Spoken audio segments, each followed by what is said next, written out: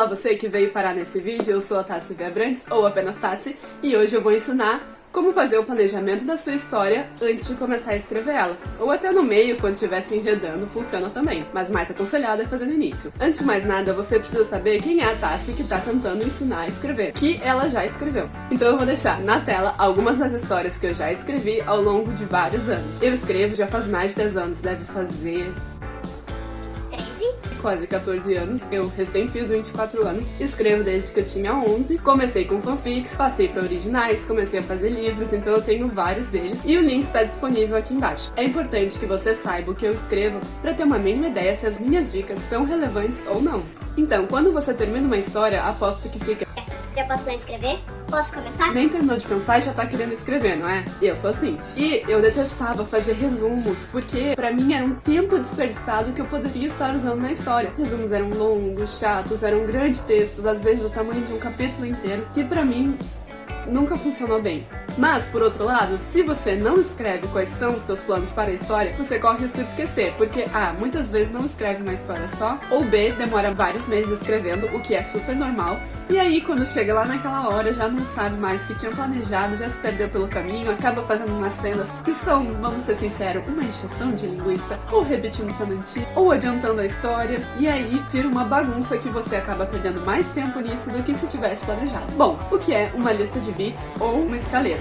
Até onde eu sei, isso não é usado para planejamento de livros, mas é usado no cinema para planejamento de roteiros. Então, como é que funciona? Eu vou deixar aqui do canto. Isso é um roteiro, fui eu que fiz, o nome dele é Inferno Acima e Céu Abaixo. Pra quem não sabe, eu também sou bacharel em cinema e audiovisual, então eu aprendi isso na faculdade. Como funciona? A gente coloca o cabeçalho da cena e resume a cena, 2 linhas, 3 linhas, dependendo de como o autor quiser fazer. Vai ficando nesse formato assim. E é muito importante no cinema por 2 motivos. Um, pra saber a estrutura, pra saber o que vai precisar, porque no cinema cada cena tem um valor de filmagem. Se eu escolho usar 2 cenários, são 2 cenários que eu tenho que construir e investir dinheiro. Se eu escolho mais atores, eu tenho que investir dinheiro nos atores.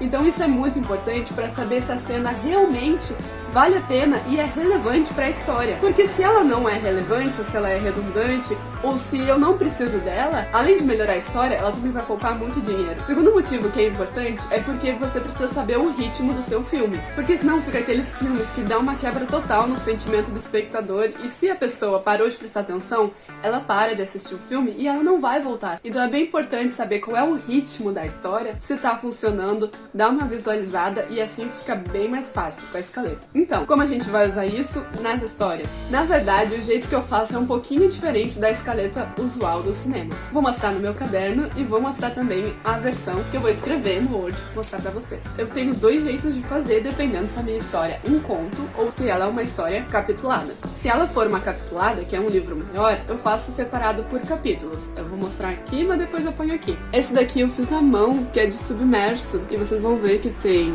o número do capítulo aqui e quais são as cenas importantes que precisam acontecer em cada capítulo. Ó. O 3 é bem grande, 4, 5, 6. Eu não coloco aqui só cenas, eu coloco também os sentimentos do meu personagem, o que é importante pra ele emocionalmente nessa cena, e vocês vão ver aqui. Porque assim eu poupo meu tempo de ficar enrolando. Ai, que delícia, a Brisnap acabou de invadir meu cenário. Eu perdi o linha da coisa por causa da Brisnap.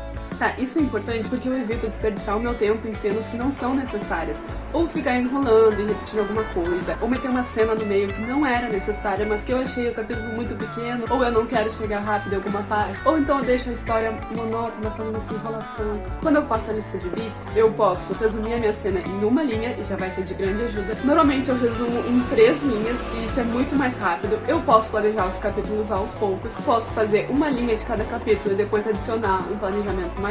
Posso dividir em mais capítulos, além, é claro, de ver qual é o ritmo da história. Então eu vou deixar aqui pra vocês irem acompanhando como foi o planejamento dos primeiros capítulos de Submerso. O link vai estar disponível nas notas, está disponível pra quem quiser dar uma olhada e ver como foi desenvolver de uma escaleta para uma história. Bom, a versão de conto eu faço um pouco mais parecido com a versão do cinema, que é separar em cenas, ou seja, os lugares onde eles estão e o que vai acontecer nesse lugar. Para esse exemplo, eu vou colocar aqui ao lado, como eu fiz a escaleta de A Verdade se Esconde Atrás de um Véu de Mentiras.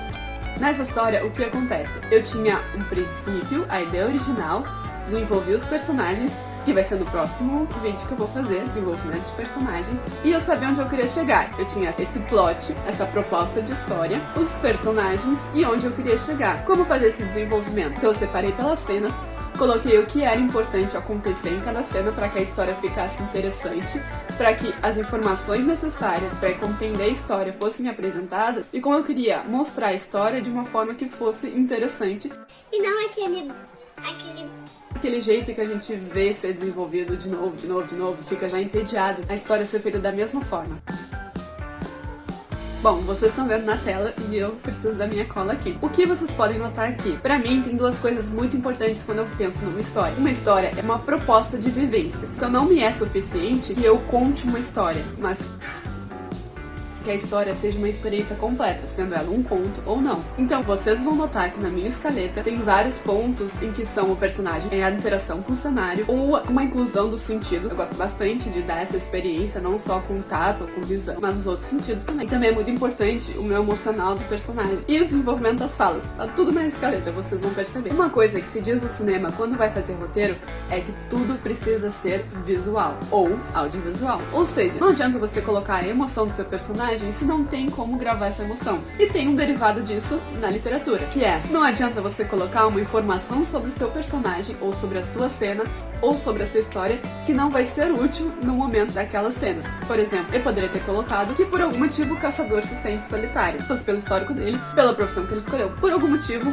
ele se sente solitário. Mas isso é relevante na história que eu tô contando? Ele vai demonstrar de alguma forma? Isso influencia a atitude dele? Ele vai falar sobre isso? Ele vai pensar sobre isso? Não. É parte do que ele é? É. Mas é relevante para essas cenas? Eu vou colocar nessas cenas? Não. Então eu não adiciono na escaleta. Se for para ter algum emocional do personagem, que seja prático, que influencie na ação que ele vai ter, que ele pense naquele momento porque alguma coisa lembrou ele, mas não uma informação simplesmente jogada. Isso você pode colocar no planejamento de personagem. Mas sobre criação de personagem, a gente vai ver no próximo vídeo. Então se gostou dessa dica, por favor, curte ou compartilha, ou se inscreve no canal, lê as minhas histórias. Espero que tenha sido útil para vocês. Muito obrigada pela confiança e até o próximo vídeo.